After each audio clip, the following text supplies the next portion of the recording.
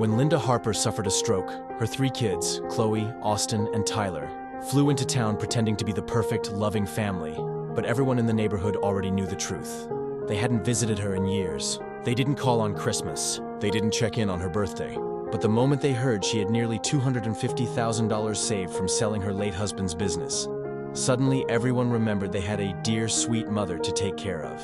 On the second night in the hospital, Chloe leaned close to Austin and whispered, "We need to get Mom's safe code before Tyler does." Austin rolled his eyes and muttered, "Relax, I already checked her office drawer. I'm not stupid." Tyler, the youngest, overheard them and snapped, "You two are disgusting." But deep down he wasn't innocent either. His girlfriend Paige had already told him, "Don't be dumb, baby. You're the youngest. She probably left the least for you. Make sure you protect what's yours." That night, all 3 adult children sat beside her bed acting like angels while planning how to split money from a woman who wasn't even gone yet. But Linda wasn't unconscious. She heard everything. Tears slid down her face as she whispered, "So this is what I raised. Kids who treat me like a paycheck." Chloe froze and said softly, "Mom, we didn't mean it like that." Linda shook her head slowly. "Respect isn't something you give when you want something. If you don't respect me while I'm breathing, don't pretend when you think I'm dying." Austin tried to laugh it off, saying, "Mom, you know hospitals stress people out." She looked at him with tired eyes and said, "Stress doesn't create character. It reveals it." The next morning, Linda asked the nurse to bring in her attorney.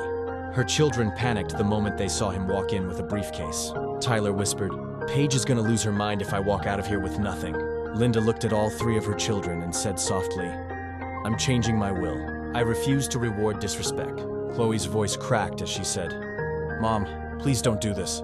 Linda replied, "You did this to yourselves." 2 days later, Linda Harper passed away quietly, holding the hand of the only person who had visited her weekly for years, her elderly neighbor, Mrs. Cruz. At the will reading, the room felt like it was holding its breath. The attorney opened the folder and said, "Mrs. Harper has donated her entire $250,000 savings to the children's library she volunteered at." Chloe gasped, gripping her chest. Austin stood up and shouted, "She can't do that! We're her kids!" Tyler sank into his chair, whispering, "Paige is gonna dump me." Then the lawyer said, "However, she left each child a personal letter." Chloe opened hers. It read, "You wanted my money more than my presence. Life will now teach you the difference."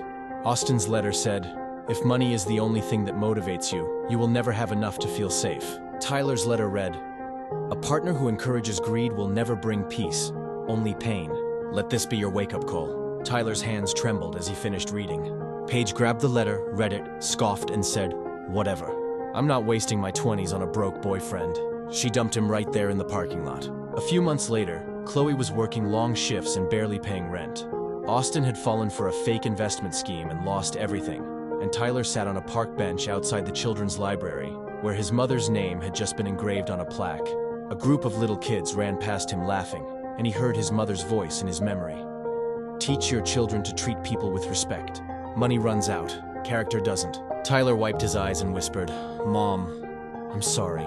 You were right. Karma didn't punish them. Life just handed them the lesson they refused to learn. Children don't fail on their own. They fail because no one taught them respect.